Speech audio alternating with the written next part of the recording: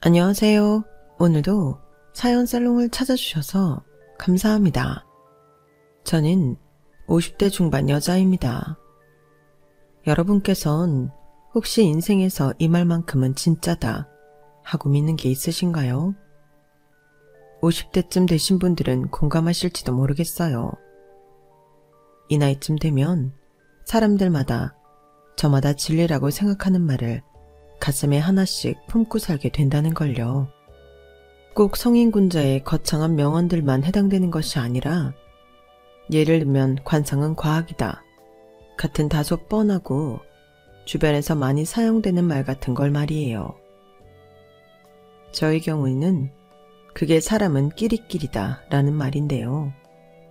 어릴 땐 편견을 갖고 싶지 않아 이렇게 흔하게 통용되는 말들을 곧이곧대로 맹신하지 않으려고 정말 많이 노력했지만 살아보니 이 말만큼 제 가슴에 반복되어 새겨지는 말이 없더라고요.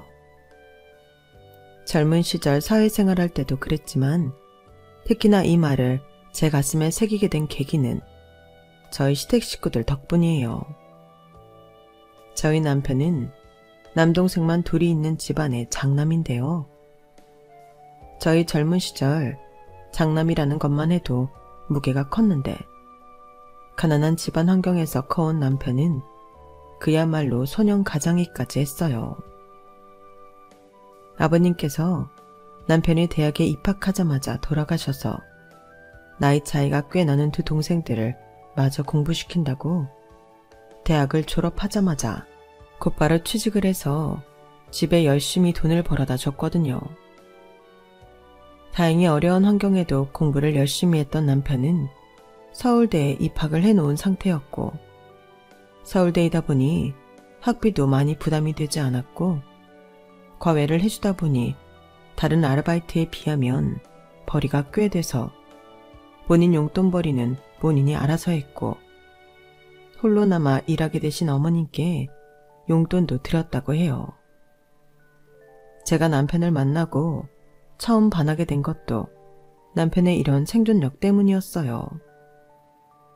저에겐 친오빠가 한 명 있는데 3대 독자라고 할머니, 할아버지부터 부모님까지 온 식구가 오냐오냐 키운 탓에 빨래나 청소는커녕 제 손으로 밥 한 번 지어 먹지 못하는 왕자 중에 왕자로 컸거든요. 덕분에 다 큰 오빠를 제가 케어해야 하는 상황들이 생기면서 불만이 커져만 갔고 그때가 아무리 여자들이 남자를 내조해야 한다는 사상이 짙었던 시절이라지만 저보다 나이 많은 오빠를 어린 제가 돌봐줘야 한다는 게 참 여러모로 부당하게 느껴졌어요. 결혼해서도 저희 오빠 같은 사람을 만나 고생할 생각을 하면 끔찍했기에 저는 나중에 꼭 오빠랑 반대인 사람을 만나야겠다고 결심했었거든요. 그러던 중에 친구의 소개로 만나게 된 남편은 참 요리는 기본이고 알뜰살뜰 살림도 잘 할 줄 아는 남자라는 점이 엄청난 호감 포인트가 됐어요. 물론 좋은 대학에 직장까지 대기업에 다니고 있었으니 그 점 말고도 좋은 점은 차고 넘겼지만 제가 결정적으로 이 남자와 평생 살아도 되겠다고 결심한 건 바로 이런 점이었어요. 살림 잘하는 것뿐만 아니라 소위 말하는 개천에서 용났다는 말에서 그 용의 표본 같은 남자였거든요. 저희 집에 비해 좀 많이 가난한 점이 유일한 남편의 흠이었지만 저나 저희 부모님이나 본인이 선택할 수 없는 가정 환경이나 형편보다는 남편 스스로 일궈낸 결과들로 미루어 볼 수 있는 남편의 능력을 높게 봤어요. 어려운 상황에서 환경 탓, 남 탓하지 않고 자신의 앞길에 놓인 과제들을 묵묵히 성취해내는 남편이 참 멋있었던 것 같아요. 이런 남자와 만나 살게 되면 인생의 어떤 풍파가 몰아쳐와도 다 이겨낼 수 있을 것만 같았죠. 그렇게 남편과는 3년의 안정적인 연애 끝에 결혼하게 됐어요. 다만 한 가지, 3년의 연애 동안 제가 깨닫지 못했던 것이 있었어요. 연애할 때야 남편 쪽 집안 환경이 어떻든 저에게 크게 영향을 미치지 못하지만 결혼을 하게 되면 어마어마한 영향을 미칠 것이란 걸 말이에요. 그걸 결혼 준비하는 과정에서 처음 깨달았죠. 저희 집은 부자는 아니었지만 그래도 부족한 거 없이 살았다고 할 수 있는 정도의 형편은 됐어요. 남편 쪽에 비하면 많이 풍족한 편이었죠. 대신 저는 남편에 비해 좋은 직장도 좋은 대학도 나오지는 못했어요. 제가 대학생 시절에는 여성들이 대학에 가는 게 당연했던 때는 아니라서 대학을 나온 것만 해도 대단하다고 할 때였어서 저는 저 나름대로 자부심이 있었지만 시댁에서는 조건적인 측면에서만 보고 저를 반대했어요. 당시 서울대 나온 남자들은 좀 더 부잣집이거나 같은 명문대생 여자를 만나 결혼하는 게 더 흔했던 때라 집안 형편이 조금 더 나은 것 빼고는 그다지 제가 장점이 없다고 생각하셨던 것 같아요. 제 입장에서는 좀 억울했죠. 저희 부모님은 여자가 꼭 좋은 대학교 나올 필요는 없다. 남편 잘 만나 시집 잘 가면 땡이라고 하시던 분들이라 공부 쪽 지원은 다 오빠에게 몰아서 해주셨거든요. 뭐 그렇다고 저희 부모님을 원망할 생각은 없었고 그 당시 남자 형제가 있는 여성분들은 다 겪었을 법한 일이라 크게 서운하진 않았어요. 하지만 그걸 저의 개인적인 하자나 흠으로 여기고 트집 잡는 시댁이 언짢았어요. 아, 넌 정말 꼭 우리 아들이랑 결혼해야겠니? 우리 아들 정도면 더 좋은 조건 여자랑 결혼할 수도 있는데. 얘, 너 옆집 미선 엄마 알지? 미선 엄마 아는 사람 딸이 변호사인데 너랑 소개시켜주고 싶댔거든. 근데 뭐 네가 얘랑 꼭 결혼을 해야겠다 하니 내가 뵐 수 있나? 좋은 대학 나오고 공부 많이 했으면 뭐해? 여자 보는 눈이 이렇게 형편이 없어서야. 엄마, 지금 뭐 하시는 거예요? 이 사람 앞에서 그런 말씀 좀 하지 마세요. 이거 봐. 공부만 열심히 하던 순진하고 착한 애가 갑자기 이렇게 여자의 정신이 팔려서는 도대체 어떻게 꼬신 건지 비결을 모르겠다. 엄마, 자꾸 그러면 저 진짜 화낼 거예요. 농담 아니에요. 처음 인사를 간 날 면전에 대고 저를 무시하는 발언에 집에 돌아가는 차 안에서 저도 모르게 눈물이 났어요. 남편은 어쩔 줄 몰라 하며 사과를 했지만 정말로 이 결혼을 해야 하나 의문이 들었어요. 오빠, 나 오빠랑 결혼하지 말까? 그게 무슨 소리야. 엄마가 하신 말 때문에 그래? 그런 건 못 들은 척 한 귀로 듣고 한 귀로 흘려. 우리 엄마 아빠가 아직 너를 제대로 몰라서 그래. 내가 대신 사과할게. 헤어지자는 말만 하지 마. 결혼하면 우리 집 때문에 걱정 없도록 내가 최선을 다할게. 오늘처럼 안 좋은 소리 듣지 않게 잘할게. 응? 내가 미안해. 그날은 저도 울고 오빠도 울었어요. 저는 그날 이후로 마음이 좀 차갑게 식었지만 그 뒤로 꾸준히 애정을 표현하고 저를 달래는 오빠에게 서서히 다시 믿음을 되찾았죠.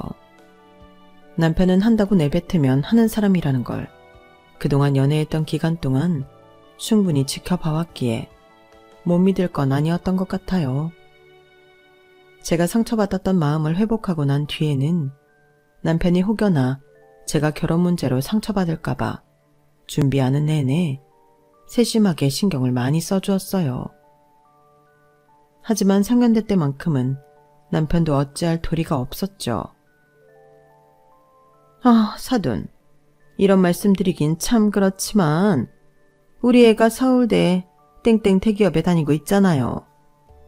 요즘 이런 조건이면 부잣집 따님이나 비슷한 직장 다니는 여자랑 만날 수 있는데 솔직히 부모된 입장으로 아들이 영 아까운 건 사실이네요.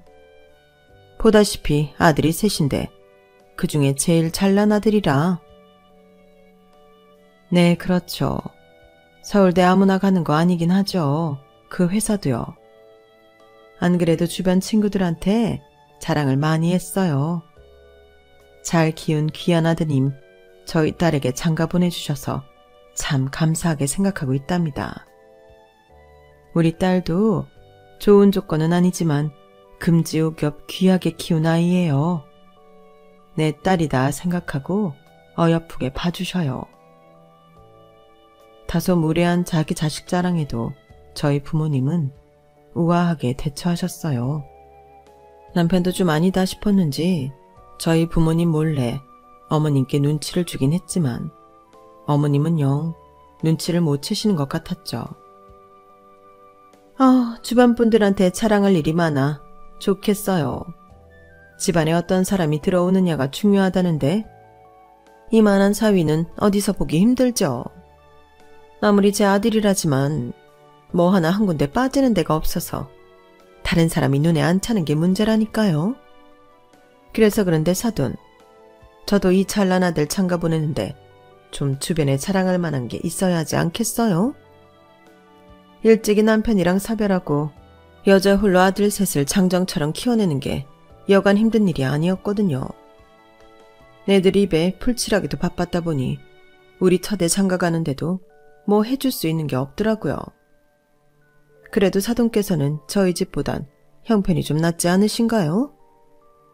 금지옥엽 귀한 따님 결혼하시는데 둘이 오손도손 살아갈 집 한 채는 해주실 수 있지 않으시던가요? 솔직히 듣고 조금 놀라긴 했어요. 요즘이야 남자가 집을 해오기에는 집값도 너무 많이 올랐고 이런저런 현실적인 문제가 많아 그런 문화가 없어진 추세라지만 저 때만 해도 안 그랬거든요. 남자가 집을 해오면 여자는 혼수를 해오는 게 당연하던 때였어요. 아니나 다를까 저희 부모님도 조금은 당황하신 것 같았어요. 보통은 신랑 쪽에서 집을 해오지 않나요? 저희는 혼수를 생각했는데 저희도 뭐 그러고 싶지만 어디서 얻을래도 돈 주고도 못 얻을 유능한 사위 얻어가시는데 집 한 채 정도는 해주실 수 있지 않나 해서요.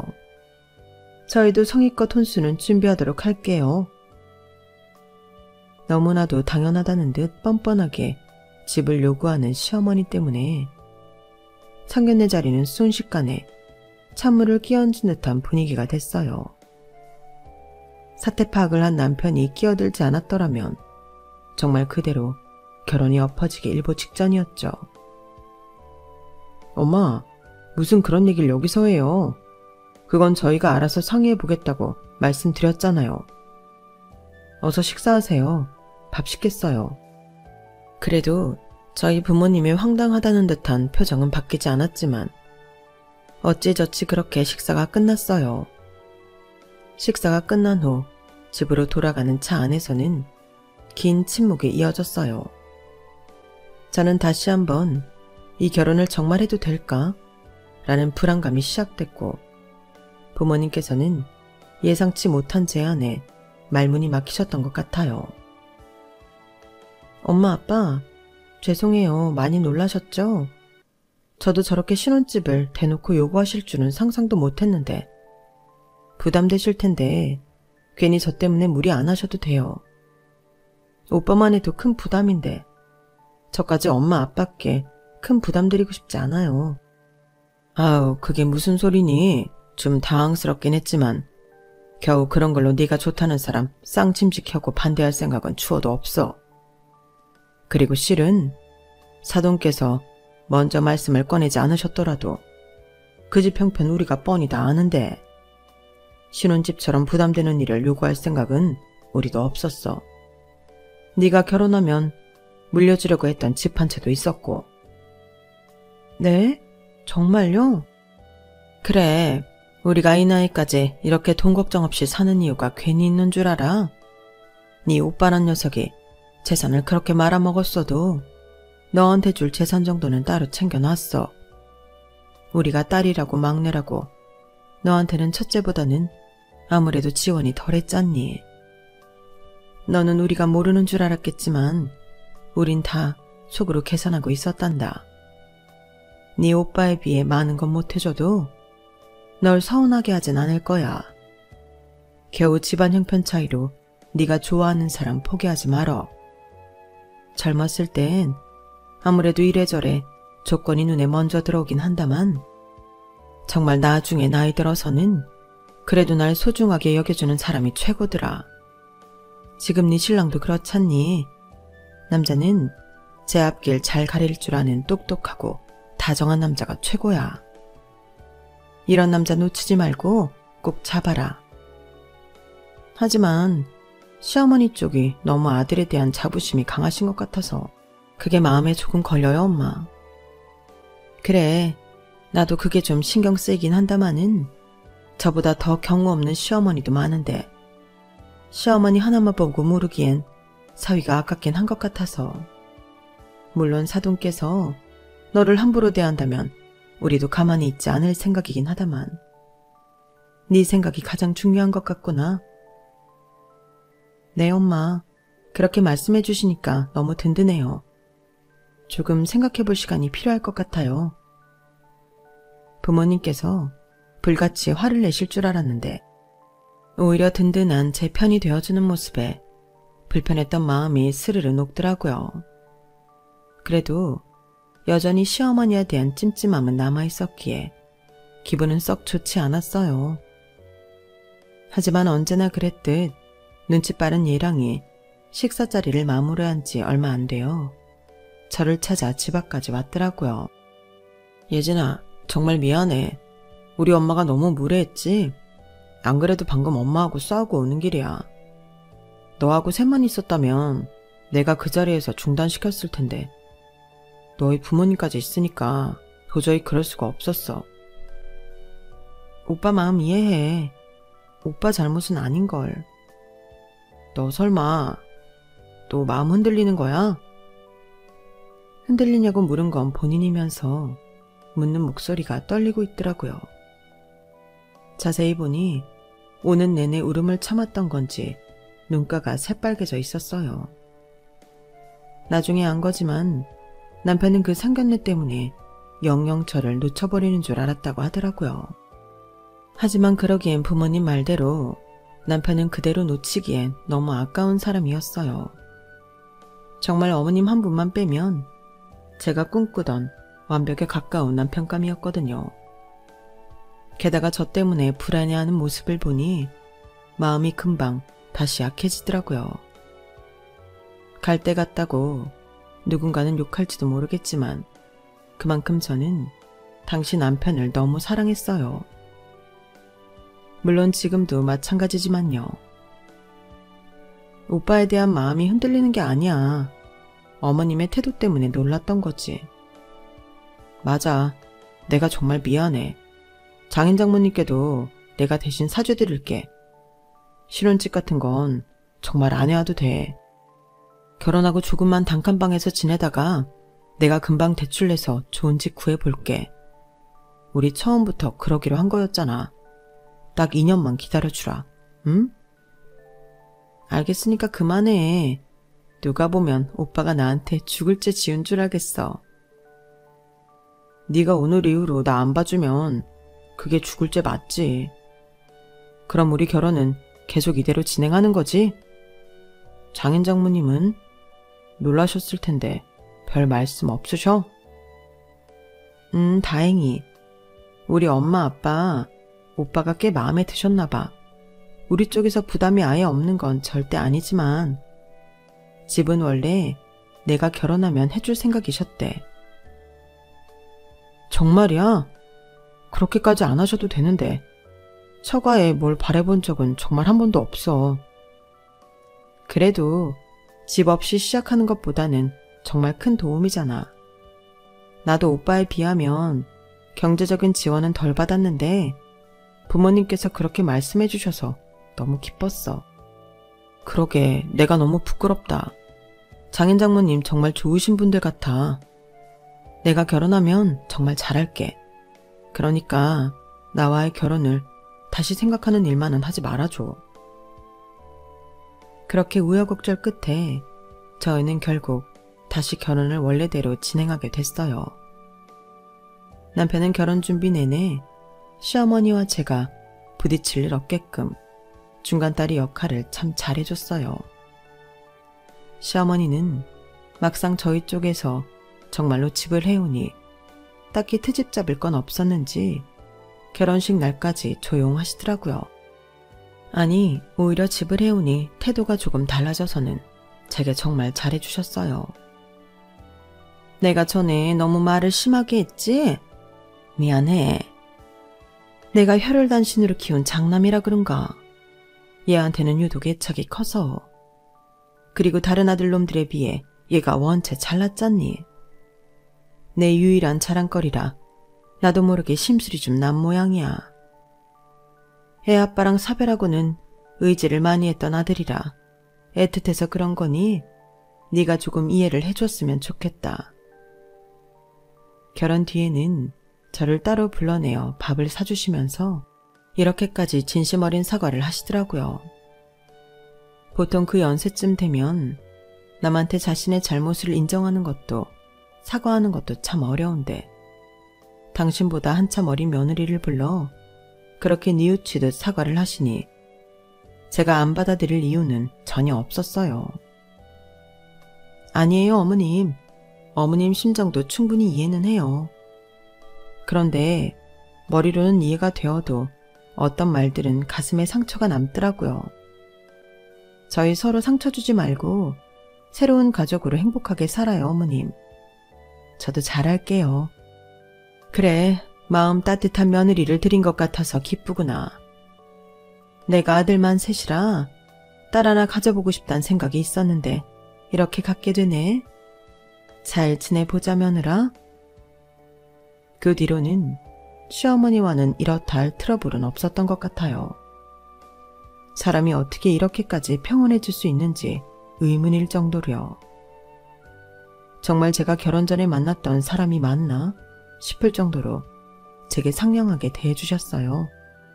보통은 시댁이 결혼하면 더 심해지던데 너희 시어머니는 안 그런다니까 다행이네. 그러게, 이제 정말 가족이라고 생각하셔서 그런 건가? 안 괴롭힌다니까 다행이긴 한데 난 정말 이게 다행이기만 한 건지 모르겠다. 왜? 딱 보면 몰라? 니네 쪽에서 집해가니까 싹 돌변한 거잖아. 어라? 보기보단 좀 있는 집이었네? 하고 자기 아들에 비해 조건이 후달린다 생각했는데 니네 신혼집 봐라. 서울 중심부의 역세권. 딱 봐도 비싼 동네에 떡하니 아파트 한 채를 해줬으니 전혀 딸리지 않다는 걸 입증했잖아. 그 집은 물려받을 재산 한 푼 없다며. 그러니 아파트 보고 눈이 돌아간 거라고밖에 설명 못하지 않아? 솔직히 나도 그렇게 생각하긴 했어. 그래서 아직 100% 마음이 놓이는 건 아니야. 그렇게 돈만 보고 태도 바뀌는 사람을 제일 경계해야 돼. 너도 혹시 모르니까 마음의 준비 단단하게 해둬. 주변에 제 시어머니에 대해 알고 있던 친구들도 시어머니의 뒤바뀐 태도에 다들 신기해하면서도 동시에 염려했어요. 하지만 결혼한 지 1년 동안은 정말로 어머님께서 별다른 기색이 없으셔서 남편과 마냥 행복하기만 한 신혼생활을 보냈어요. 마음속으로는 내심 어머님을 경계하긴 했지만 시간이 흐르니 경계심조차 흐려지더라고요. 오히려 저에게 꾸준히 잘 대해주시는 어머님께 없던 애정이 붙기 시작했죠. 그런데 그 평화롭던 관계가 살짝 삐끗하기 시작한 건 작은 도련님이 결혼을 하면서부터였어요. 얘들아, 형준이 결혼한다는데 한 1년 정도만 니네 집 방 한 칸 내줄 수 없겠니? 네? 지금 작은 도련님 부부랑 1년 동안 저희 집에서 같이 살란 말씀이세요? 형준이 아내 될 여자가 집에 재산이고 뭐고 아무것도 없단다. 결혼하면 둘이 모아서 어떻게든 살아보겠다는데 솔직히 알잖니. 결혼 전에 돈 한 푼 안 모아놨던 애들이 어떻게 살긴 뭘 어떻게 살아. 그렇다고 반지하 단칸방에서 시작하겠다는 걸 부모된 사람으로서 포기만 할 수도 없고, 너희가 한 1년만 같이 살면서 도와주면 돈도 금방 모이고 좋을 것 같아서. 아직 너네는 아이도 없고 방은 3개나 되잖니. 어차피 한 방은 손님방으로만 쓸 거 숙박 빌려줬다 생각하고 좀 쓰면 안 되겠니? 어머님 말씀대로 저희 집에는 손님방으로 둔 공간이 하나 있었어요. 나중에 아이가 태어나면 아이 방으로 꾸미기 위해 미리 비워둔 공간이었죠. 어머님, 거기는 말이 손님방이지 아이 생기면 아이 방으로 줄 공간이에요. 이렇게 대뜸 작은 도련님네랑 같이 살라고 하시면 저희도 너무 곤란해요. 세상에 어떤 부부가 신혼 때 동생 부부랑 같이 동거를 해요. 다른 부탁은 다 들어드려도 이건 좀 아닌 것 같아요. 차라리 어머님 집에서 둘째 도련님이랑 넷이서 사시는 게 더 편하실 것 같은데요. 나도 당연히 그러고야 싶지. 그런데 우리 집이 좀 좁고 낡았어. 니네 집은 서울 중심부에 있는 신축 아파트잖니. 평수도 훨씬 넓고, 게다가 그 며느리란 애가 벌써부터 시부모 모시고 살라 하면 좋아하겠어? 도망이나 안 치면 다행이지. 저도 작은 도련님네 데리고 살라고 하시면 도망치고 싶을 것 같아요, 어머님. 괜히 여기서 알겠다고 했다가 일 커지는 거 싫어서 말씀드리는 거예요. 저는 남편 말고는 다른 가족분들이랑 함께 같이 살 생각은 절대 없어요. 시댁뿐 아니라 친정 식구들이라도요. 어머님은 제 보기 드문 단호한 모습에 조금 놀라셨는지 그 뒤로는 더 이상 요구하지 않으셨어요.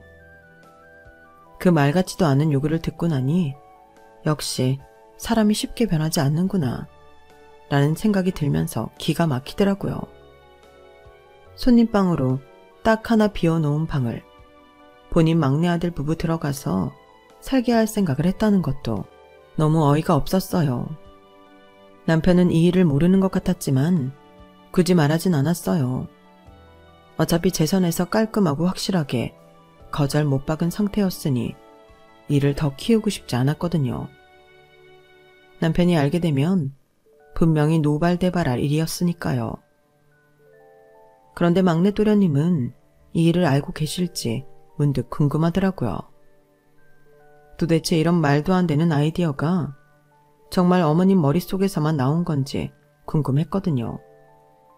그래도 설마 작은 도련님을 의심했던 건 아니었고 염치가 있다면 놀라면서 제게 사과하겠지 싶었어요. 어머님이야 그렇다 쳐도 작은 도련님한테라도 사과를 받고 확실하게 해두고 싶은 기분이 들었거든요. 그래서 시댁에 방문했을 때 기회를 틈타 작은 도련님께 슬쩍 물어봤어요.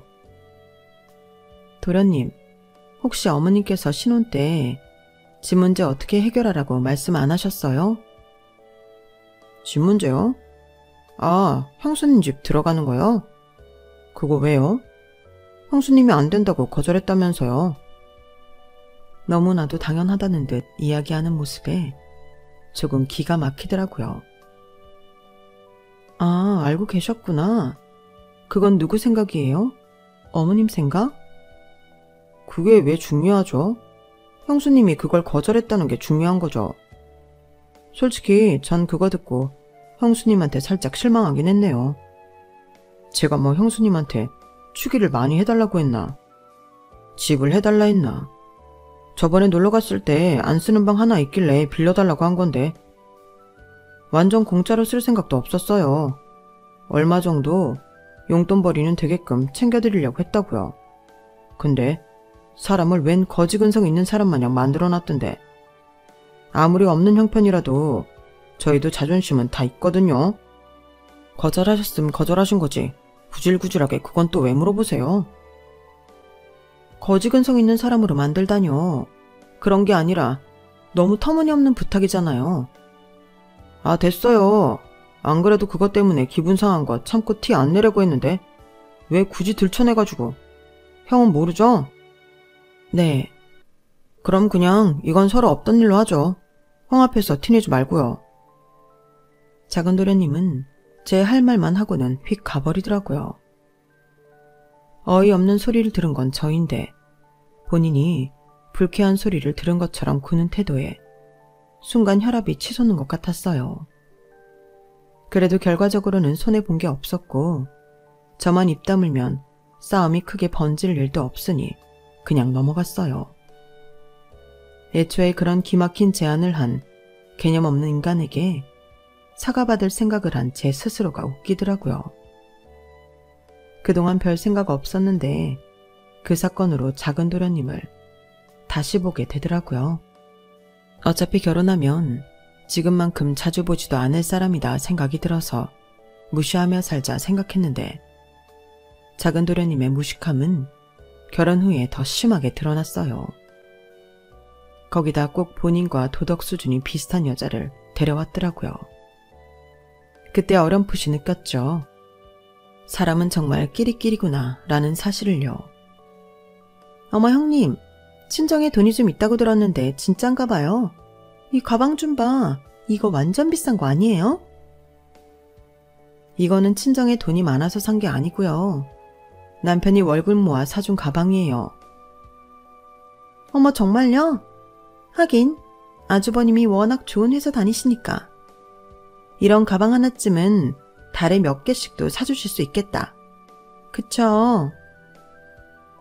남편이 좋은 회사 다니는 건 맞는데 직급이 직급인지라 그렇게까지 잘 버는 건 아니에요. 달에 몇 개씩 사주면 나도 참 좋겠네. 아, 그래요? 아니 저번에 보니까 어머님 들고 다니는 가방이 너무 낡은 거예요. 저희도 형편이 좀 괜찮으면 어머님한테 좋은 가방 하나 사드릴 텐데 그러질 못해서 항상 마음 아프게 생각하고 있었거든요. 아이고, 내 생각하는 건 작은 며느리밖에 없네. 얘가 능력은 없어도 이렇게 시애미를 생각하는 마음이 깊어요. 내가 이래서 얘네 허락한 거라니까? 갑자기 제가 가방을 사드려야 할 것만 같은 분위기에 어안이 벙벙 하더라고요. 동서는 이런 식으로 상황을 본인이 원하는 대로 몰아가는 화법을 자주 썼어요. 이때 이 상황은 다시 생각만 해도 정말 짜증이 나네요. 뭐 저희도 형편이 그렇게 좋다곤 할 순 없지만 다음에 어머님 좋은 가방 하나 꼭 사드릴게요. 그래요. 형님이 드는 가방 같은 걸로요.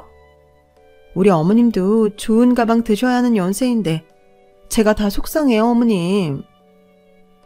아, 내가 며느리 복은 있네. 이렇게 싹싹하고 애교 많은 며느리가 다 들어오고 정말 너는 내 딸 같아.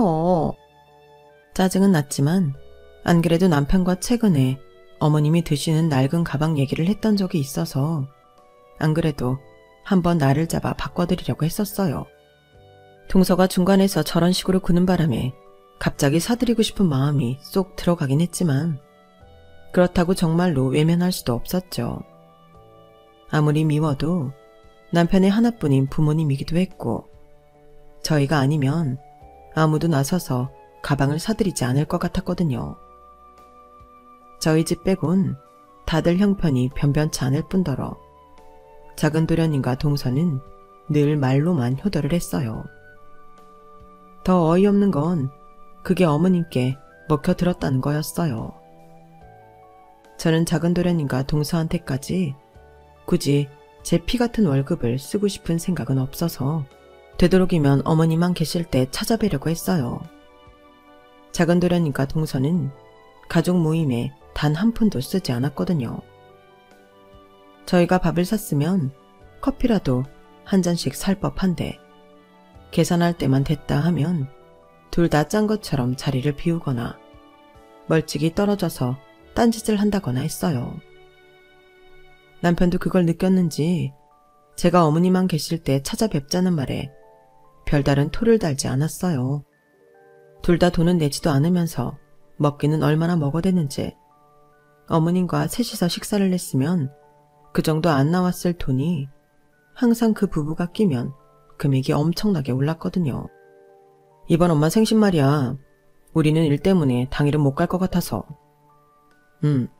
우리는 알아서 그 주 안에 찾아뵐게. 미안하지만 당일엔 너랑 막내랑 좀 챙겨드려. 고맙다.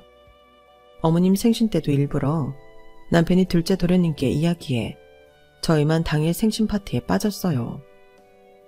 어머님만 따로 챙겨드리고 싶은 마음이었거든요.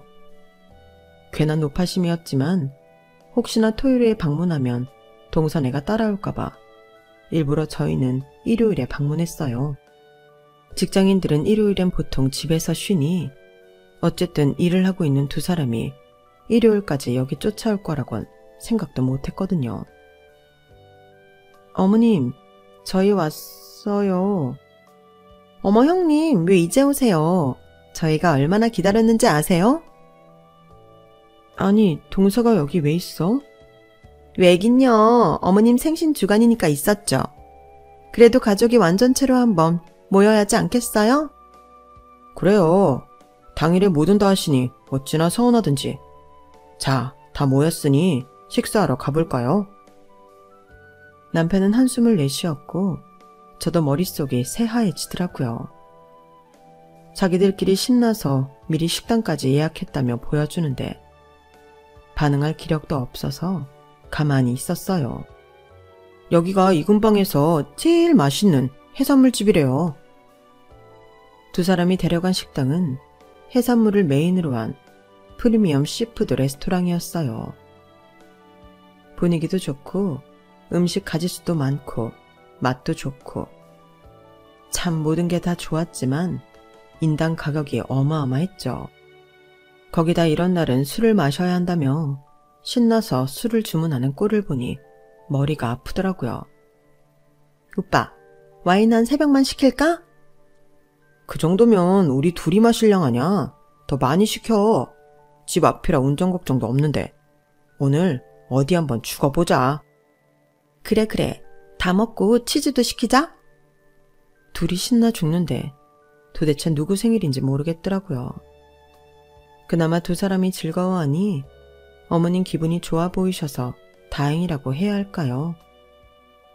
저희 부부는 저희 부부대로 어떻게든 저 둘을 피해서 나를 잡은 건데 저희가 올 줄은 어떻게 알고 거기서 딱 기다리고 있었는지 소름이 돋더라고요.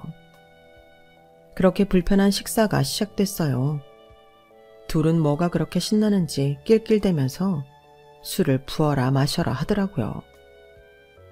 둘 다 꽐라가 돼서는 텐션이 올라가는 게 꼴보기 싫어 화장실로 도망을 나왔어요. 손을 씻고 헝클어진 머리를 정리하고 있는데 화장실 밖에서 만취한 두 사람의 목소리가 들리더라고요. 아 여보, 오늘도 성공? 아, 요즘 형님이 눈치를 챈 건지 영 돈을 안 쓰려고 해서 얄미웠는데 속이 다 시원하다. 그니까 우리 슬금슬금 피해 다니는 것 같아. 엄마 집에서 하루 자길 잘했다. 참나, 우리가 가족으로 연결이 돼 있는데 피한다고 상책인가? 뭐 연이 피한다고 피해져? 암튼 형님도 보면 헛똑똑이라니까. 그깟 밥 좀 사고 말지. 하여간 있는 사람들이 더해. 그니까 부자가 왜 저렇게 인색해? 에휴, 됐어. 나도 형 명문대 갔다고 잘난 척하고 집에서 왕자 대접 받는 거 꼴 보기 싫었는데 이렇게라도 뜯어 먹어야지 어쩌겠어.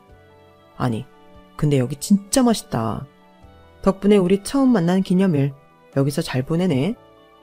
그니까 남의 돈으로 기념일에 비싼 레스토랑 오니까 너무 좋다. 아무튼 호구 같은 것들. 저런 인간들은 있는 거 없는 거 싹싹 긁어먹어야 제맛이라니까. 그니까 우리가 뭐하러 돈을 써? 한 푼이라도 더 있는 놈이 지갑을 여는 게 맞지. 저 둘이 가진 거라곤 돈밖에 없는데 돈이라도 써야지. 어차피 아직 자식도 없는 마당에 돈 나갈 데도 없을 텐데 이런데 팍팍 써야 될 거 아냐. 두 사람이 하이파이브에 박수까지 치는 걸 듣고도 아무렇지 않았는데 그 말을 듣자 정말 꼭지가 돌더라고요. 저는 그 발로 나가서 꽐라가 된 동서 머리채를 잡고 화장실로 끌고 들어왔어요. 형수님, 여보. 아, 형님, 이거 놓으세요. 이거 놔달라고요. 이것들이 좋게 좋게 봐주니까 우리가 호구로 보여? 뭐? 결혼 기념일? 이 거지 같은 것들이 매번 얻어먹는 걸로도 모자라서 기어이 어머니 집에 니네 기념일까지 죽치고 있다가 밥을 얻어먹냐? 니네가 먹은 건 니네가 계산해. 알겠어? 더 이상 우리도 당하고만 있진 않을 거니까. 저는 신명나게 동서의 머리채를 잡아 흔든 후 바닥에 내팽개 쳤어요. 본인도 상황이 잘못된 건 아는지 평소처럼 저한테 한마디도 못 따지더라고요. 화장실에서 나오자 사색이 된 작은 도련님이 보였어요. 저기 형수님, 딴 건 모르겠는데 제발 형한테는 말하지 말아주세요. 네? 저희가 잘못했어요. 이제 와서 사과 받아주기엔 제가 당한 게 너무 많아서요. 앞으로 저 볼 면목 없을 것 같은데 그냥 이대로 보지 말고 살아요. 남편 체면도 생각해서 뺨이라도 때리고 싶은 거 겨우 참고 있으니까. 거의 바로 제 뒤통수에 대고 뒷담화를 하다 들킨 거나 다름없다는 걸 본인들도 충분히 인지를 하고 있는 것 같았어요. 두 사람 다 제게 반박은커녕 어쩔 줄을 모르더라고요. 그나마 부끄러움이라도 느낄 줄 아는 인간들이라 다행이었죠. 동서는 헝클어진 머리를 정리한 건지 멀쩡한 척 자리에 와 앉았어요. 작은 도련님 역시 제 눈치를 보긴 했지만 최대한 티를 안 내려고 노력하는 것 같더라고요. 조금은 어색한 분위기 속에 어머님만 눈치를 못 챈 채로 식사 자리가 끝났어요. 아까 저에게 한 방 맞았으니 이번엔 좀 달라졌을까 싶었는데 아니나 다를까 두 사람은 식사가 끝나자마자 뒤로 슬그머니 빠지려고 하더군요. 그도 그럴 것이 지들이 신나게 먹은 덕에 가격이 어마어마하게 나왔거든요. 남편이 평소처럼 카드를 꺼내려는데 제가 카드를 도로 집어넣었어요. 남편이 왜 그러냐는 듯한 표정을 짓길래 저는 뒤로 물러난 작은 도련님과 동서 뒤로 가 두 사람의 등을 앞으로 힘껏 밀었어요. 아까 화장실 갔다 오면서 얘기했는데 오늘은 도련님네가 한턱 쏘신대. 인간적으로 오늘은 너무 본인들이 많이 먹었다고 사주시겠대. 정말이야? 웬일이냐? 살다 보니 내가 동생한테 얻어먹는 날도 다 오고. 잘 먹었다. 고맙다. 그러게 나도 막내한테 생일상 얻어먹는 건 처음인 것 같은데 아들 키운 보람이 있구나. 그쵸 어머님, 저희 디저트 먹으러 가요. 엄청 유명한 베이커리에서 케이크 사왔거든요. 그래? 아, 맛있겠네. 여보, 당신도 얼른 와. 저는 어머님과 남편의 팔짱을 양옆에 끼고 가게를 먼저 나서버렸어요. 멍하니 남은 두 사람이 유리문을 통해 보이더라고요. 저는 두 사람을 향해 씩 웃어줬죠. 그날 음식 가격만 80만 원 넘게 나와서 아마 정말 제대로 식겁을 했을 거예요. 그러게 사람을 왜 제대로 건드려서는.